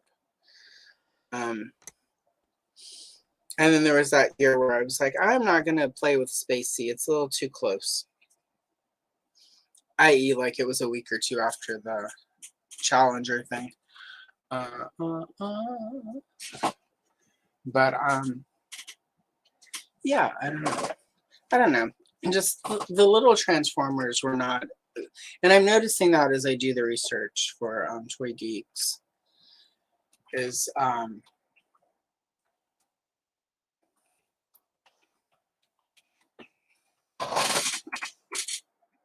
some of those the little affordable ones weren't as well made, if you will. All right, let's see. I finally looked up a still of this particular scene, because now's the point where I'm sort of suddenly convinced, concerned with being accurate. I assume it's roughly the same still I've been looking at. Probably. And it's just like the basket is pretty much going to be basket colored, but I want to at least try to get, the clothes and the blanket close to screen accuracy. So, I mean, we've got 19 minutes left. I feel pretty confident I'm not going to finish today, but and that's not going to be an excuse to rush and then do it poorly. This will probably be my only Pee-wee page for the foreseeable future. At some point, I'll do a flip through video on the book. But as mentioned earlier, I have pretty tightly planned out the rest of this year, just so there's no because I need everything to be scheduled right now between house stuff and then medication stuff. Having a set list and calendar every week when I sit down at the desk, be it for day job or YouTube channel or just life, is what is keeping me functioning. Medication, as most people know, in the chat and on the show, changing your medications can be difficult. And you have to set yourself up for success. So, after many decades, I have finally figured out how to do that. And that's just very much having a solid set schedule for everything. So, Yeah, I've got a pill sorter. I can't say anything. yeah. Thank you, CJ. She is complimenting our backgrounds. And I'm complimenting your background, Chris, because again, when we started this, you were very much, started doing live streams together, coloring. You were very much like, I don't know what I'm doing. And you have gotten you and Andrew both. I mean, it's probably fair, like, I have the two of you back the most often, but at the same time. Right, we're developing the skills in real time on your channel. Yeah, it's just been nice. Again, like some people are like, I could never be artistic or whatever, but it's like, literally, the two of you just get practice because once every other month, every few months, give or take, for like two years now, you guys come and hang out with me and color, and just that 2 hours. Like, wait, let me see if I can do it Sally Struthers style. For just 2 hours every other month, you too can improve your skills. And get Sarah McLachlan to come in with the arms of an angel in your head, because I don't want to get copyright striked. In the limbs of an ethereal being. Oh my God, CJ just said either you or me have a good attitude, and I can tell you that's one of the few times anybody has ever told me that. So I used to get in trouble for my attitude. Ooh. My algebra teacher especially did not appreciate my attitude. I was really good at those algebra word problems, but like I often was like, but why is the rabbit and the chicken, why are they racing anyway? This sounds like it's animal abuse. Right. And But no one takes the time to ask why. and how did the chicken get a train ticket? Is he in the actual train with the passengers, or is he in a cart in the back? And she was like, "That's not the point." I'm like, it is totally the point. Like, there's a story here. We need to know, why is the chicken on a train, and where is he sitting? Because if he's in the dining car, there are people eating fried chicken there, and he might have some reaction. That's kind of rude, right? She did stop calling on me for some reason. I don't It's hard to say. It's know. It's hard to really hard to say. say, right? I think she just don't like me because, yeah.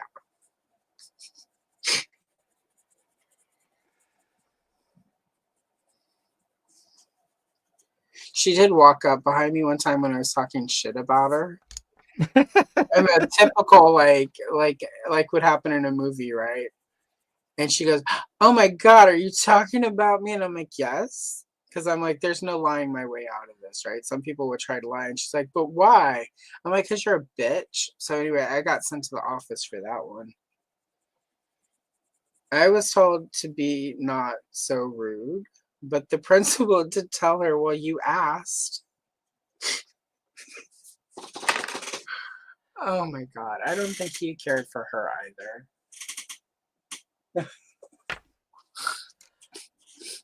Oh, I knew though as soon as he said, "Well, you asked," I'm like, "Oh, I'm definitely getting away with this. I'm not in trouble. I just need to tread well because I've made a enemy for life." And she is still alive, so she could be the one who shows up at the end, like ancient and decrepit, comes for me. "We'll finally settle it all here tonight." And I'll just be like, "But you never explained why the chicken was on a train."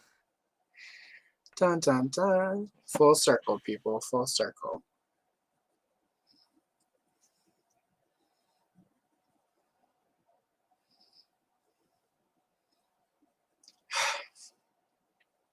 Now I'm legitimately in the place where I'm like, why was the chicken on my brain? That's my brain, guys. My brain is literally right now. Why was the chicken on the train? It's an algebra word problem. It doesn't, but no, It's simply because train travel was affordable at the time.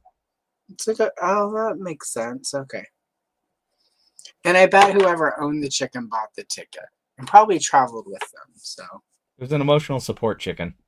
yeah, okay, perfect. All right, my brain will let it go now.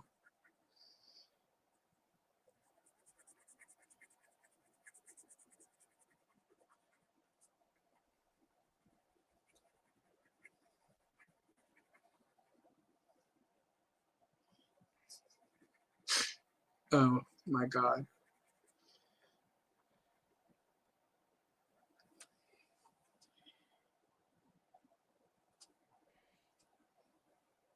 Or have we considered that it's a man in a chicken suit?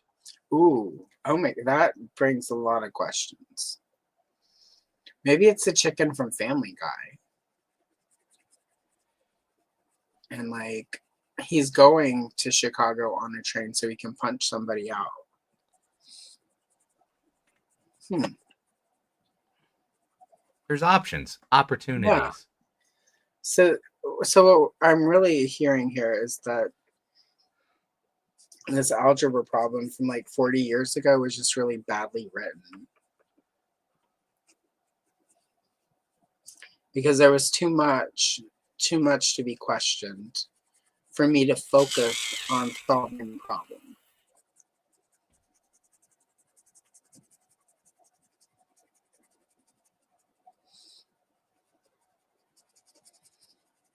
And if they had been, like better writing that, I could have been like, "Okay, you guys, I've just solved it. Now check out the hook while the DJ revolves it." And my life would be completely different because I would have become an international rap superstar.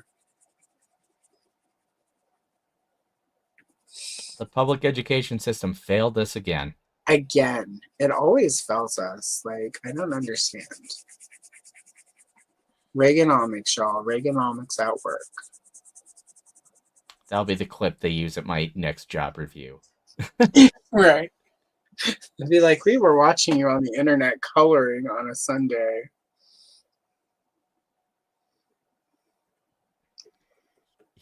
Your clever screen name of plastic didn't fool us. We knew exactly who you were, Mr. Plastic.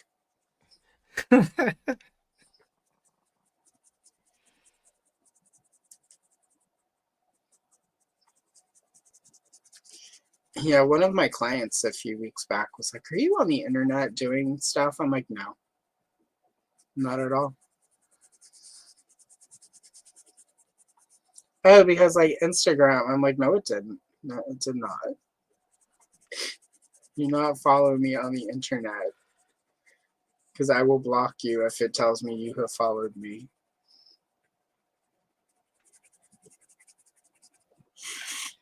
You do not pay enough to our company to get that kind of access to me.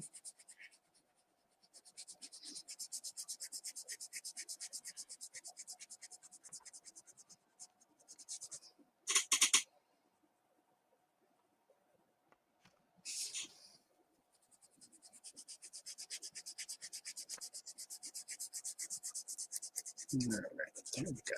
Blanket. It's a blue blanket.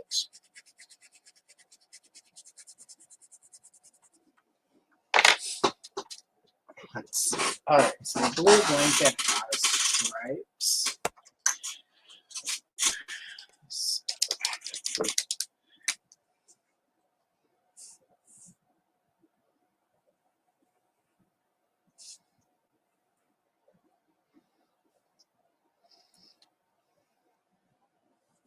So on the one hand, I do appreciate that whoever did the art for this coloring book didn't do the lines on the blanket. On the other hand, I don't appreciate that they did, because I'm now drawing them in, because that's how I am. I can't just let it be a blue blanket. It has to have the stripes. Well, I mean, the reference photo I'm looking at has a bridge in the background. Where's the bridge? Where's the bridge? Oh, good. That's not the one. Oh, crap. That is the one I'm looking at. Damn it. All right, the one I'm looking at doesn't have egg salad sandwiches, though, so. Okay. That's a good point. But we can assume it's the same background, or they were tagging many different trees. Yeah.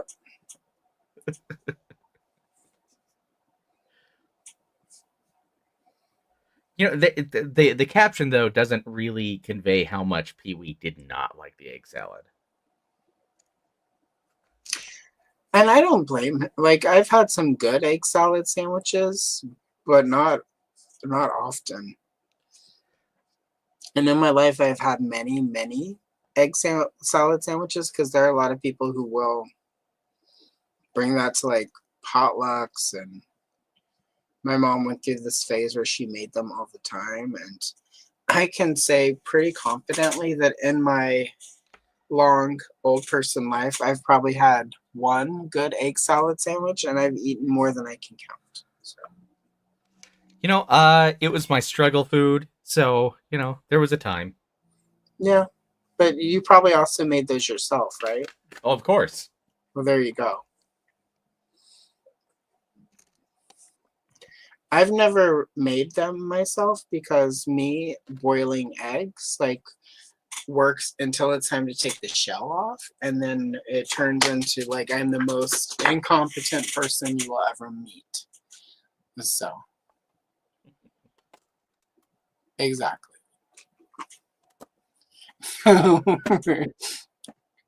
Yeah, Chris Plastic and Shiny Plastic people, one and the same. Yep, exactly. See, and Hella Geek likes egg salad sandwiches, so there you go. There are two of you.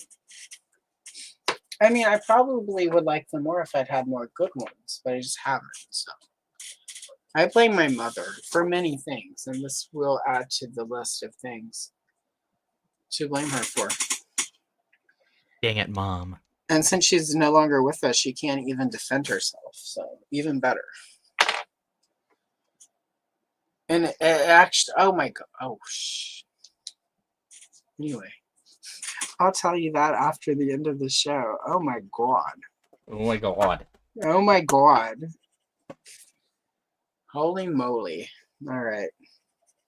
I was just thinking I need to not speak ill of my mom. I don't quite remember what today is exactly historically.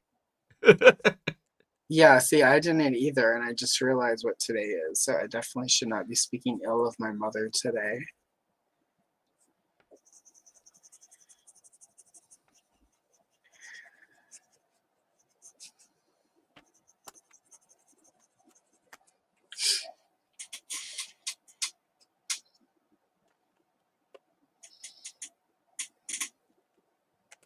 You know what? I picked up the Colors of the World Crayola set after seeing, I believe, Mint with Card have them. Yeah. And I was like, oh man, I'm ready. I'm ready to pull out the crayon that's just labeled Honky. And I was disappointed it wasn't there. Oh, no. That's sad. I should look in mine and see if mine is labeled that.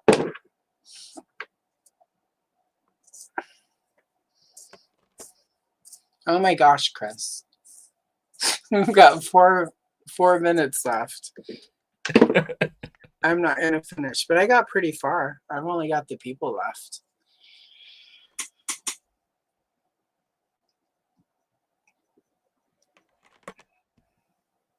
I should have focused and done the egg salad sandwiches. That's what the people were crying for. Yeah, then it would have been a meta stream. That's not how you use the word meta, but you know it. You guys know what I mean.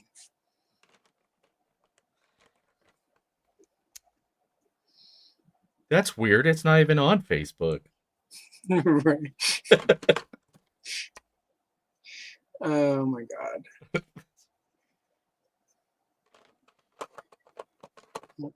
Oh, our techno overlords. Yeah, always listening. Oh, I know when I turn this on, I'm going to get a dozen more ads for the mini brands. And they're going to be like, are you sure you don't want this mini brand ice cream shop? Place that for like $24. And I'm going to be like, it's in my shopping cart for next time, guys. Of course I want it. God. Why wouldn't I want it? You've advertised it to me relentlessly. My favorite is when it advertises something to me that I didn't know the name of, and I'm like, thank you. Right. Murphy doors. I should have known. At least be helpful. At least be helpful, robot overlords.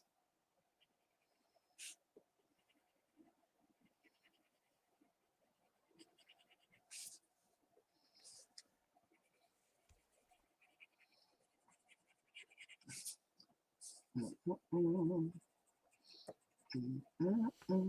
right. At least Pee-wee's shoes and his undershirt are done. And right, you nailed them. And also Winnie's shoes are done. Oh, I didn't do her shoes.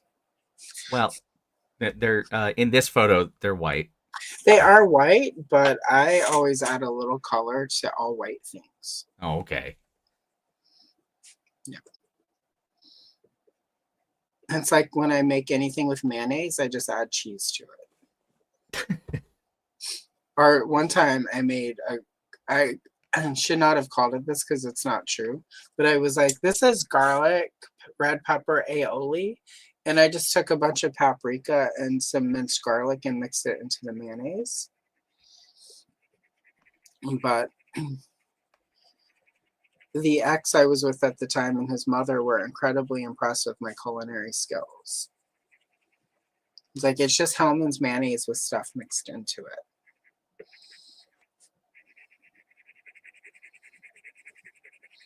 And then after dinner, she went and climbed back under the bridge where she lives. Yeah, she's a troll, guys. She's a troll. I keep waiting for her to find my channel and leave some snarky comments. And just be like, well, I broke up with him. You can date him now like you always wanted, Helen. Yeah. Mm. Oh, wait, he doesn't want you either, huh? First your husband, then your son. I feel bad for your dog. Anyway.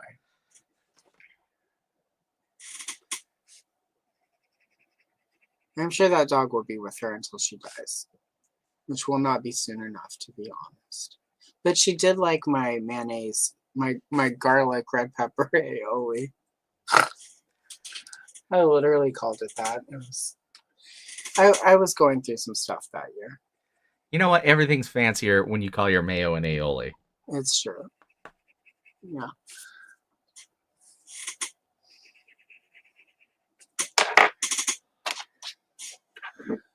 All right. We are at 2 hours. I'm gonna finish her belt though. And her little if I don't do the shading of the pink shading stuff here, I'm gonna forget when I come back to this.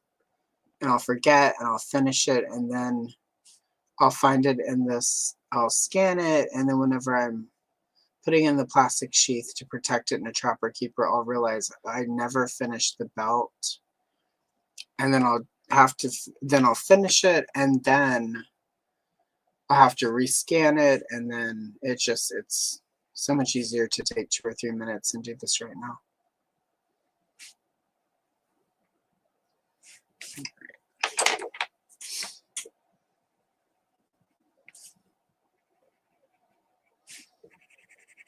All right, there we go.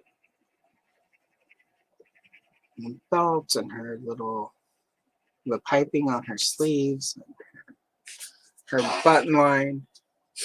All right, I'm going to put your page up on solo layout, Chris. Yeah, there's a reason, like I try to give you guys entertainment. I try to make my trauma entertaining for you guys. Chris, really good job. I mean, I mean that like 100%. Like you do so good. Like it is a joy to have watched.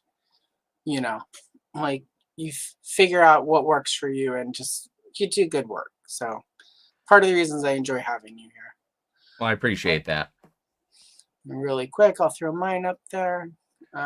As you can see, unlike Chris, I did not finish. I got, again, the wood grain. It's me and the wood grain. It's always the wood grain. I need to do my second channel where it's nothing but me coloring wood grain. So, all right. Chris, where can the people find you? They can find me at SPP Toys on most social medias and here on YouTube. I actually have plans to film something, so be surprised. I made a thumbnail even, people. I have a thumbnail. Ooh, thumbnail. You know it's good when there's a thumbnail, you guys. Chris, you do good stuff, though. I wouldn't know far less about Batmobiles and Batwings if not for your channel. You know what? I just crowdfunded a Batmobile, so, at some point that'll happen. Oh, yeah. Chris is back in the Batmobiles, y'all. All right. And then, obviously, Chris will be back. Not in September, because it's August, and I try to give him a month off. But either October or November, Chris will be back. We'll color more stuff. At some point, we'll color a Batmobile, but I feel like once we do that, it's over. I'll just be like, okay, we can't do this anymore. We've reached the end. All right. So anyway, for me, tomorrow, I've got a pencil test video hitting where I try the Artistic Eye, which were something different when I bought them a year ago so that I can make a video, but then I packed them and forgot about them until like a month ago. So anyway, you get the video now. And in it, I do a bunch of stuff, but there's a Riddler in there. So come enjoy the Riddler. Tuesday, there will be a G-Force Battle of the Planets coloring short, Dungeons and Dragons LJN coloring short on Wednesday. And then on Thursday, some Rocksteady and Bebop from, what is that toy line with the turtles where they're teenagers and they're mutant ninjas? Anyway, whatever that toy line is, Bebop and Rocksteady short. And then on Friday, there is a Color and Chill with Barbie and the Rockers. And Sunday is Care Bears Time Lapse Coloring Collection 3. So the last of that year of Care Bears shorts that I did, the last group of them are there. And then next Sunday is another Goonies short. Next Sunday, I don't know if I will be here or not yet. Technically, it's the 5th Sunday of the month. I normally stream every Sunday except for stuff. But it's also Labor Day weekend, so I may escape for the weekend. So if I escape, there will not be a stream. And I haven't taken a stream off in a while, so it might be fun to do that. But if I'm home, and I'll stream. So if it pops up, if you guys see a thumbnail on Friday, that means I'm not traveling and I'll be here. So anyway, with that said, exactly. Thank you so much, CJ. Especially Chris. Chris, great work. So on that note, we're going to leave you. But as always, oh yeah, wait. Let me get everything set. Surprise. All right, here we go. Wait. Let me flip my hair. It's short. Ugh. There we go. Got a proper hair flip. And since we are doing a hair flip, we're going to end with my favorite way to end the episodes these days. The clip from, it all circles back really to what we were talking about earlier. I haven't made up my mind yet. Incidentally,